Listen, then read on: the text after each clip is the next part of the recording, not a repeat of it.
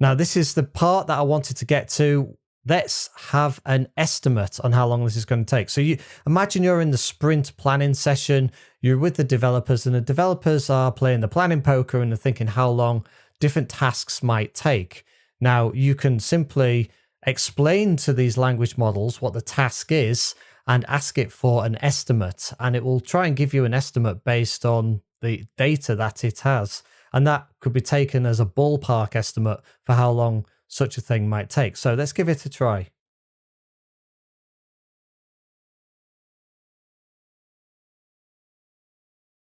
Okay, let's say there's one person working on it and we're using MS SQL Server.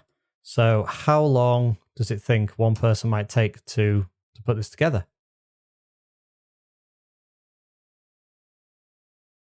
And this, I think, is absolutely fantastic because not only does it give you some estimations of how long it might take, but it's also broken the task down into different elements.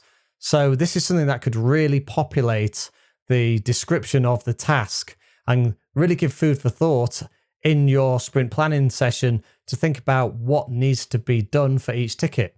And also it gives you acceptance criteria for this particular task, which includes testing. Well, obviously, firstly, you need to actually do all these. So these could all be checked off, but you will need to test it, integrate it, write the documentation, and do some penetration security testing. So great ideas to get your team started on understanding all of the intricacies of what a task needs to have, and then some ideas of how long the task might take. So for estimation, this is really, really valuable.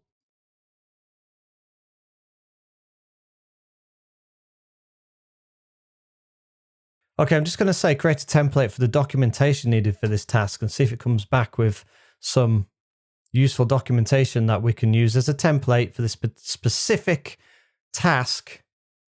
There we go. And again, I think this will be really useful. I mean, it's a really good template and a really good start. Now, test cases. Let's see what it comes back with if we ask for some test cases.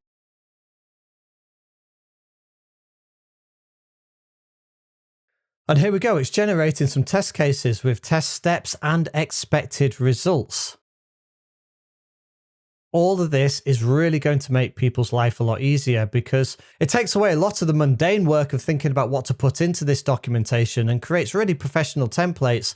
And that frees up the time for the developers to actually do the testing and to think of the more strategic things as well. So a really useful tool. Those are some great ideas that you can use in sprint planning through the sprints. As the Scrum Master, you can recommend this to your developers as a tool to help them. If you are a developer, well, there we go. We've got loads of really good ideas and starters for 10 on how to do a lot of the routine elements of your job.